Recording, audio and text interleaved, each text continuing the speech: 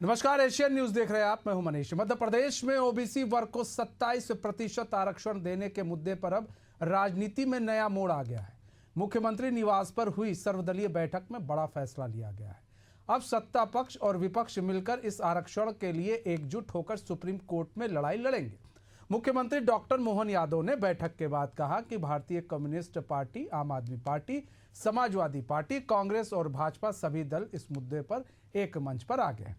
उन्होंने कहा कि ओबीसी वर्ग को 27% आरक्षण दिलाना सभी की सामूहिक जिम्मेदारी है और इस मुद्दे पर सर्वदलीय संकल्प पारित किया गया है। मुख्यमंत्री ने भी बताया कि 22 सितंबर से सुप्रीम कोर्ट में इस मामले पर लगातार सुनवाई होनी है और अब सभी पक्षों के वकील मिलकर एक मजबूत पक्ष कोर्ट के सामने रखेंगे। वहीं बीजेपी प्रदेश अध्यक्ष हेमंत खंडेलवाल और केंद्रीय मंत्री प्रहलाद पटेल ने कहा कि पार्टी हमेशा से ओबीसी वर्ग के साथ है और आरक्षण के लिए पूरी तरह प्रतिबद्ध है। दूसरी ओर कांग्रेस नेता उमंग सिंगार और अरुण यादव ने सरकार पर निशाना साधते हुए कहा कि यह लड़ाई कांग्रेस ने लड़ी है और यह हमारी नैतिक जीत है। उन्होंने कहा कि देर आए दुरुस्त आए, लेकिन अब राजनीति नहीं बल्कि हक की बात होनी चाहिए।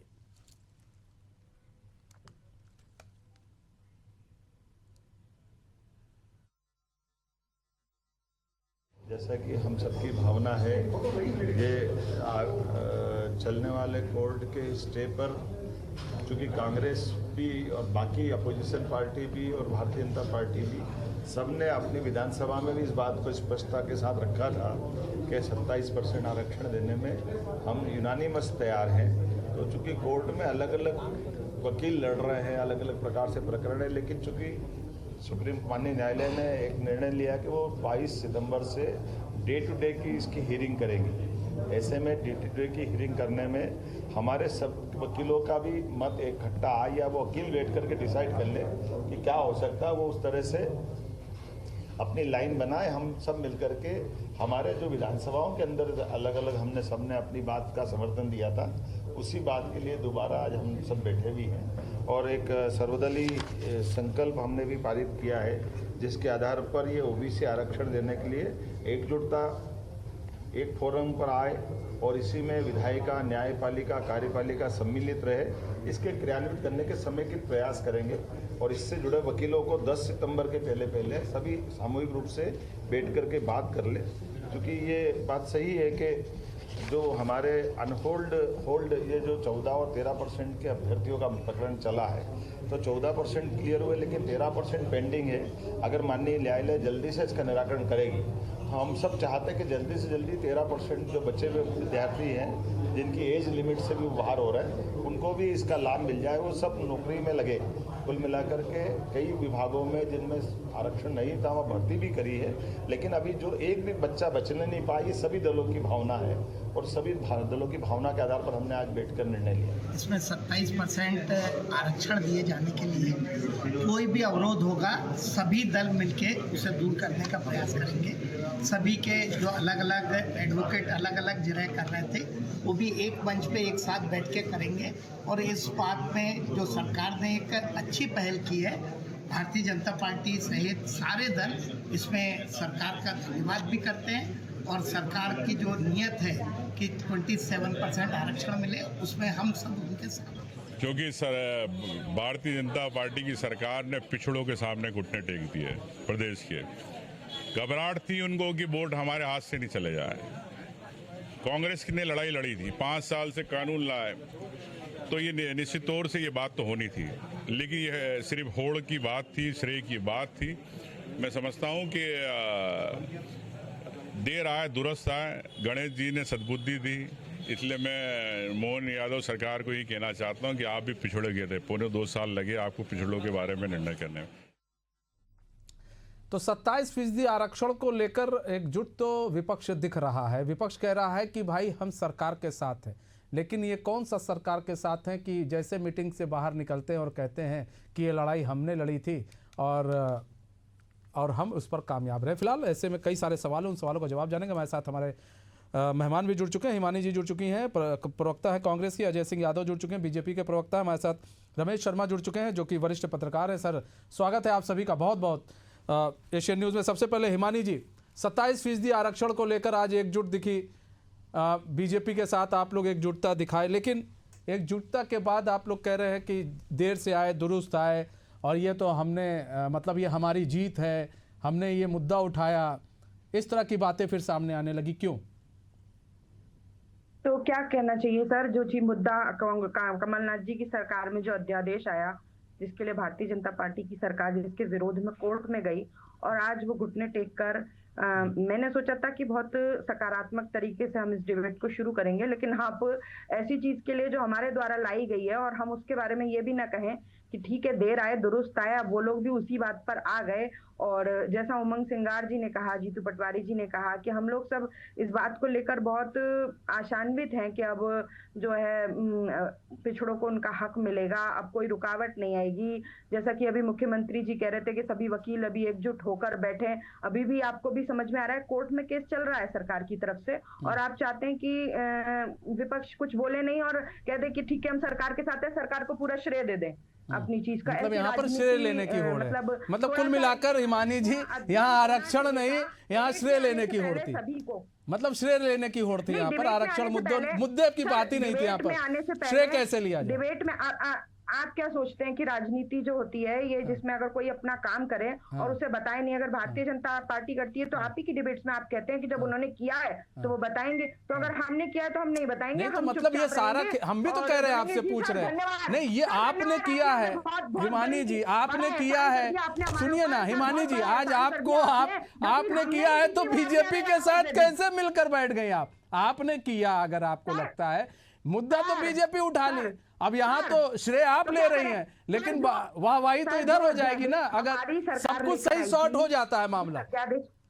तब तो बीजेपी इस पूरे मामले को ले जाएगी, आप फिर मिठाई खिलाते रहिए, खाते रहिए।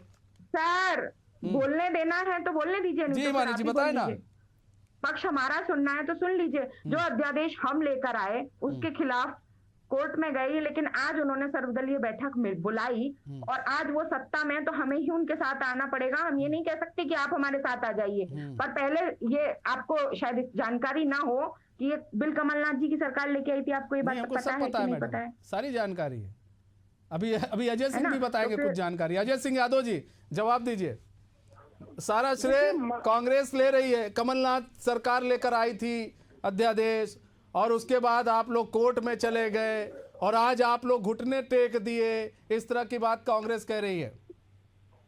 देखिए, मध्य प्रदेश में भारतीय जनता पार्टी और डॉक्टर मोहन यादव जी की सरकार दृढ़ इच्छा शक्ति के साथ प्रदेश के पिछड़े वर्ग को उनका हक और अधिकार दिलाना चाहते हैं और मुख्यमंत्री जी की इच्छा शक्ति का ही परिणाम है कि उच्चतम न्यायालय द्वारा इस मामले में सभी याचिकाओं को नियमित तौर पर सुनवाई का निर्देश दिया गया है और 23 सितंबर से आखिरी आदेश तक इस मामले में नियमित सुनवाई होगी। ये मुख्यमंत्री जी की इच्छा शक्ति का परिणाम है। दूसरी बात, आज हमारी सरकार ने इसीलिए सर्वदलीय बैठक बुलाई ताकि सभी दल जो समय समय पर किसी न किसी राजनीतिक मजबूरी के तहत ओबीसी आरक्षण के नाम पर लाभ तो लेना चाहते हैं, वो एक मंच पर आकर बैठे और अपने सुझाव दें ताकि न्यायालय के सामने भी और अन्य सामाजिक और अन्य संगठनों के सामने भी एक मत से राय जाए कि प्रदेश के सभी राजनीतिक दल पिछड़े वर्गों को आरक्षण देने के लिए एक मत है। इसलिए हमने ये सर्वदलीय बैठक बुलाई थी जिसमें सभी दल आए, लेकिन उसके बाद भी राजनीति करते हैं तो कुछ नहीं कर सकते। एक बात जरूर मैं कहना चाहूंगा, कांग्रेस के नेता जो ओबीसी का आरक्षण लाए थे वो कमजोर कानून था, इसीलिए वो न्यायालय में स्थगन मिल गया। अगर वो कानून मजबूती से लाते, सही तथ्यों के साथ लाते तो 6 साल से ये मामला न्यायालय में नहीं चल रहा होता। और जब न्यायालय ने पिछड़े वर्गों की जनसंख्या मांगी तो उस समय कमलनाथ सरकार ने केवल 27% आबादी का एफिडेविट दे दिया, जिस वजह से इस मामले में न्यायालय में स्टे मिल गया। तो कमलनाथ सरकार ने आरक्षण के नाम पर राजनीति करी, ओबीसी को धोखा देने की कोशिश करी और कमलनाथ सरकार 15 महीने आरक्षण नहीं दे पाई। कांग्रेस सरकार जवाब ये भी है केवल झूठ बोलते रहे। आप ओबीसी आरक्षण की बात कर रही थी, बीजेपी ने आपको अपने पिच पर लाकर खड़ा कर दिया और कहा कि भैया अब इस पिच पर तुम्हें बैटिंग करनी है और आप लोग भी उसी पिच पर अब बैटिंग करेंगी। हिमानी जी किस पिच पर बैटिंग करेंगे? जो अध्यादेश हम लेकर आए थे आज वो हमारी पिच पर बैटिंग कर रहे हैं। सर मैं तो एक सीधी सी बात आपके दर्शकों तक पहुंचाना चाहूंगी, बस बीच में मत टोकिएगा। मनीष जी पूरी हो जाए उसके बाद आपके मन में जितना मेरे प्रति सवाल हो आपके वो पूछ लीजिएगा। कि इच्छा शक्ति की, जो मुख्यमंत्री की इच्छा शक्ति की अजय सिंह यादव ने बात की, मैं पूछना चाहती हूँ कि नॉर्मली हम जब किसी चीज के खिलाफ केस लड़ रहे होते हैं और फिर हम बाहर आके कहें कि हमारी इच्छा शक्ति की वजह से कोर्ट को संज्ञान लेना पड़ा, एक तो ये संवैधानिक भाषाओं में मुझे ये समझ में नहीं आता कि मेरी इच्छा शक्ति से कोर्ट कैसे जवाब दे सकता है। या तो कोर्ट में मामला चल रहा होता है या राजनीतिक दलों के, विधानसभा और इन सब चीजों के बीच में चल रहा होता है। तो अगर मुख्यमंत्री की इच्छा शक्ति थी तो फिर कोर्ट में केस क्यों लड़ रहे हैं आप? आपके वकील अभी भी क्यों सुनवाई करेंगे इस बारे में लेके? और आपने इतने करोड़ों रुपए इस आरक्षण को रोकने के लिए क्यों खर्च किए वकीलों पर? आपको सैकड़ों करोड़ में ये आंकड़ा पहुंच चुका है जो खर्चा किया गया है इस अध्यादेश को रोकने के लिए। और आज एक सर्वदलीय बैठक मिलाकर जिस तरह से ये एक श्रेय लेने की काम किया जा रहा है कि ये हमने नहीं दिया, हम कर रहे हैं, हमने वो किया, जो काम इसको कुछ भी कह ले, जो वो चीज कमलनाथ सरकार लेके आई और उसके आने के 4 साल तक वो चीज पेंडिंग रही,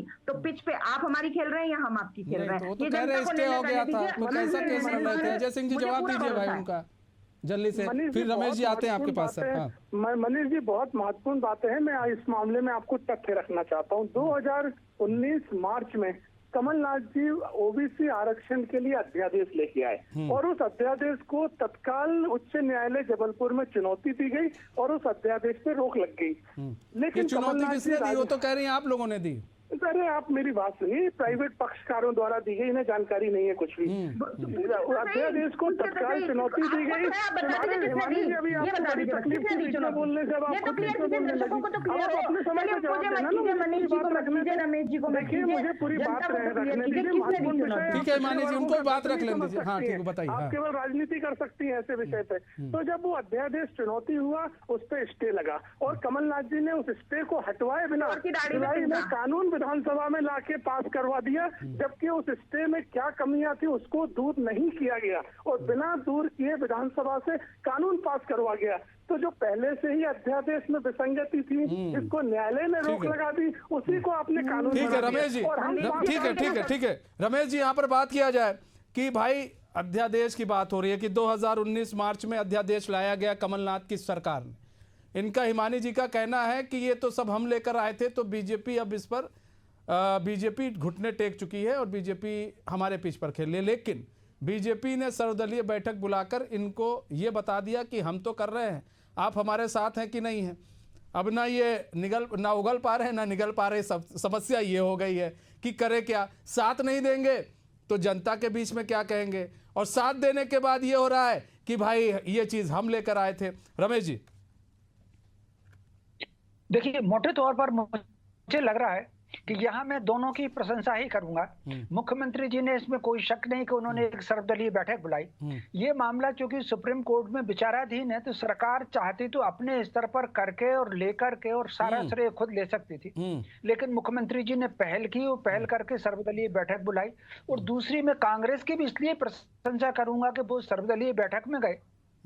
बाहर वो मीडिया को चाहे जो कुछ कह रहे हो, लेकिन भीतर जो प्रस्ताव पारित हुआ है वो बिल्कुल एक मत पारित हुआ है, उसमें एक भी किंतु परंतु नहीं है।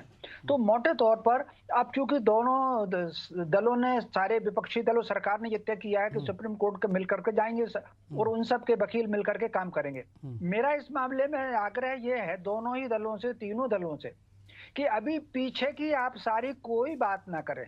पिछले क्या हो गया, किसने क्या कर दिया, किसने अच्छा किया, किसने बुरा किया, वो सारी काम रख दें और सारे मिलकर के सबसे पहले ये 27% आरक्षण का आदेश करा लें।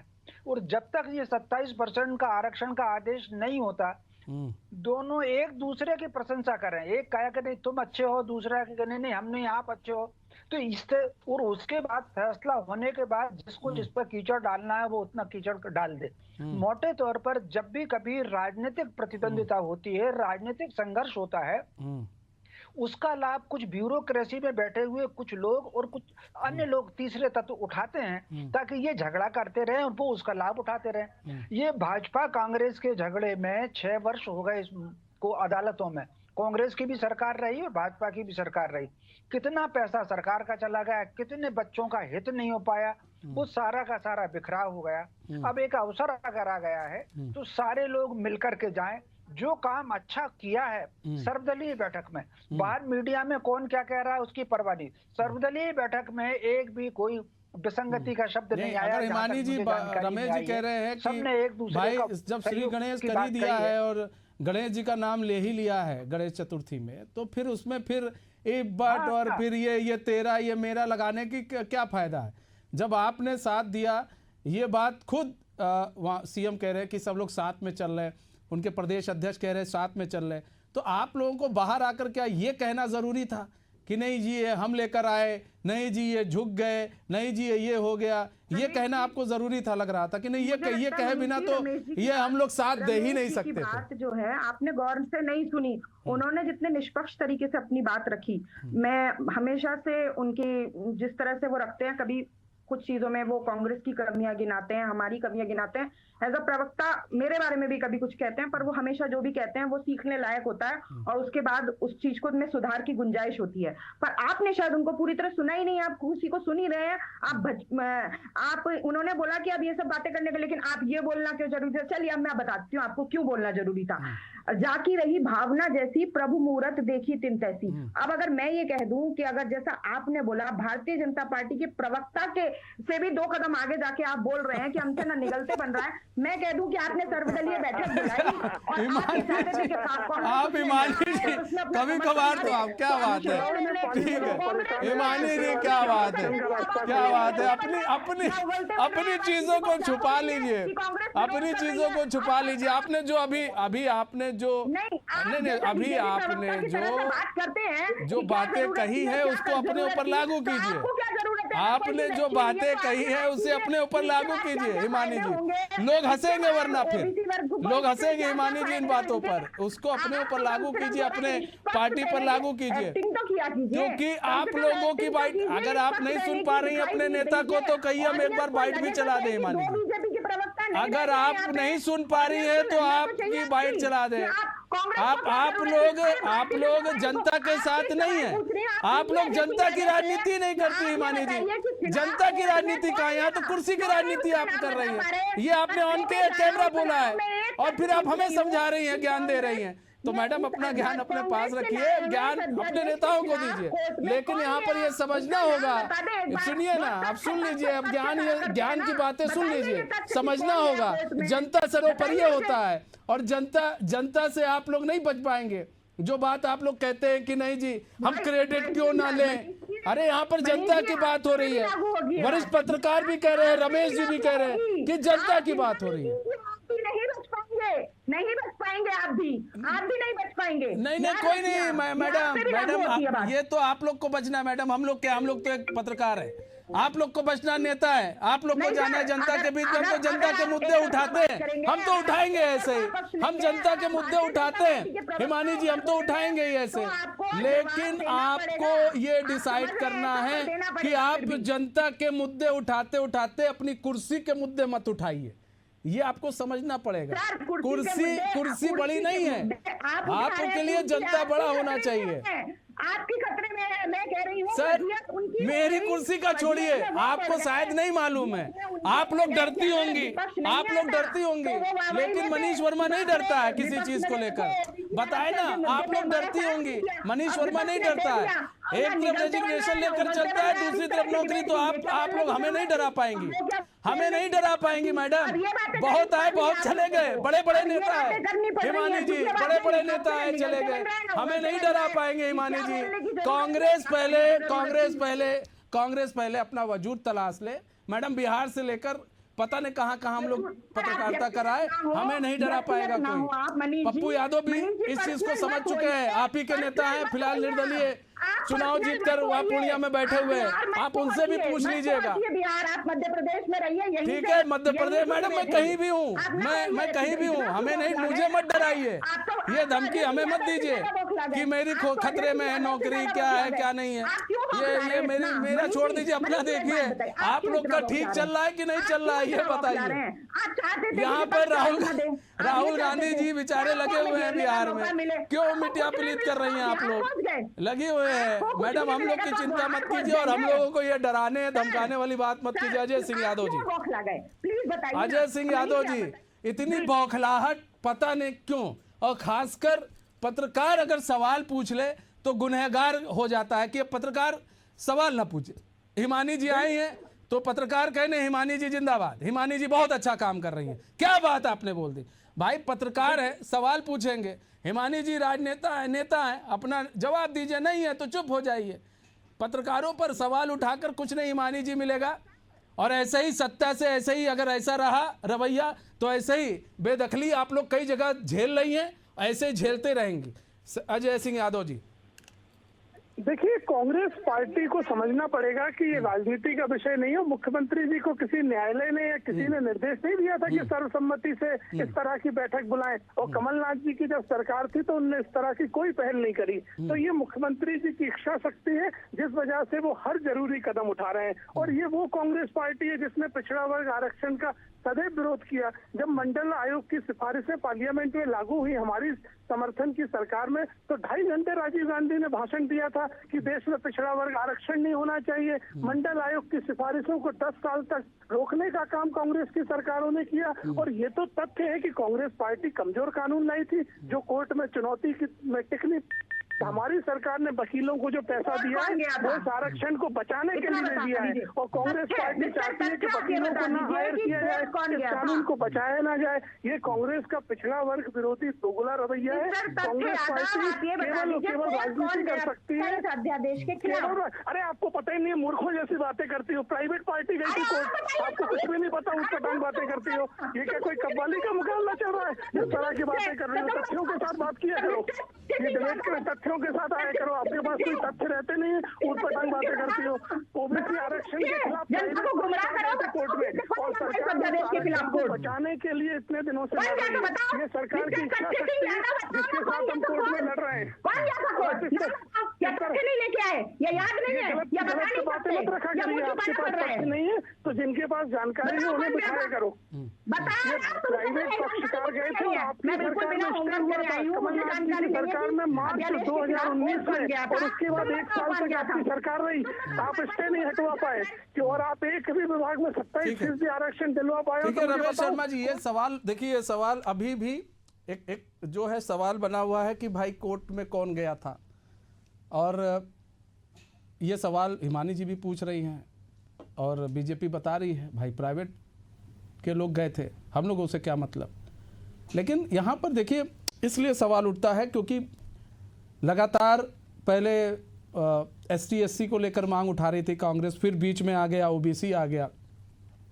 ऐसे में 2 कदम आगे चल गई अगर सरकार चल दी, उसने 2 कदम आगे जो है गेम खेलते हुए भी भैया ठीक है 27% आरक्षण है, आज सबको एक टेबल पर बैठा दिया गया है कि सब लोग एक टेबल पर बैठे हैं। मतलब ये साफ हो जाता है कि सरकार की मंशा साफ है कि वो देना चाहती है, तभी तो सबको एक टेबल पर बैठा कर कह रही है। वरना अगर मंशा साफ नहीं होती, जैसा कि आपने कहा, वो तो वाहवाही लूट लेती कि ठीक है हम लड़ लेंगे अकेले 27% आरक्षण को लेकर। आज आपको साथ में लेकर चल रही है तो उसका मेन यही है ना कि उसकी मंशा साफ है। नहीं, देखिए निश्चित रूप से कहीं ना कहीं मैंने जैसा कि पहले कहा है कि मैं सरकार की पहल का भी प्रशंसा करूंगा। इसमें जो प्राइवेट पक्ष चले गए थे वो 2 मुद्दों को लेकर के चले गए थे। एक तो उसका जो रोस्टर था 10% का, वो एक उसमें बाधा आई, और दूसरी अगर आपको ध्यान हो तो सैद्धांतिक रूप से आरक्षण का टोटल प्रतिशत जो है वो 50% से अधिक ना हो, ये एक सैद्धांतिक बात है। ये सैद्धांतिक है, वरना कोर्ट लोग चले जाएंगे। ये 70% तक चला गया। हाँ, तो चला गया है। तो अब ये 27% से ले जा करके ये चूंकि 60% हो रहा था, तो इसमें जो 10% आ रहा था वो 10% के एक वजह से कहीं ना कहीं ये मामला फिर कोर्ट में चला गया। अब चूंकि राजनीतिक लड़ाई होती रही तो इसका लाभ कुछ ब्यूरोक्रेसी ने भी उठाया और इसका लाभ कुछ वकील साहिबानों ने भी उठाया, और ये मामला लंबा चलता चला गया, पैसा होता हुआ चला गया। अब मेरे ख्याल से अब सर्वसम्मति अगर बन गई है, सर्वसम्मति बन गई है, अभी बहुत शांति पूर्वक उपलब्धि हो जाने दें, कोर्ट का आदेश लागू हो जाए। अगर मान लीजिए रुक गए हैं, अगर कुछ चीजें होती हैं और सही हो जाती हैं, तब तो यहाँ पर ये होगा कि ये मेरा आरक्षण, ये तेरा आरक्षण हो जाएगा। सर फिलहाल बहुत बहुत धन्यवाद सर, समय कम है, बहुत बहुत धन्यवाद आप सभी का हमारे साथ जुड़ने के लिए और अपना बहुमूल्य समय हमें देने के लिए। तो अभी तो युद्ध पूरा बाकी है। OBC फिलहाल सीएम ने, मध्य प्रदेश के सीएम ने एक अच्छी पहल की, सर्वदलीय बैठक बुलाई, सबको साथ में लेकर वो चले और सबको एक मत किया, और सब एक मत है कि नहीं, हम साथ मिलकर इस केस को लड़ेंगे। फिलहाल हमारे इस खास पेशकश में बस इतना ही। मुझे दीजिए इजाजत। तो खबरों के साथ बने रहने के लिए देखते रहिए एशियन न्यूज़। नमस्कार।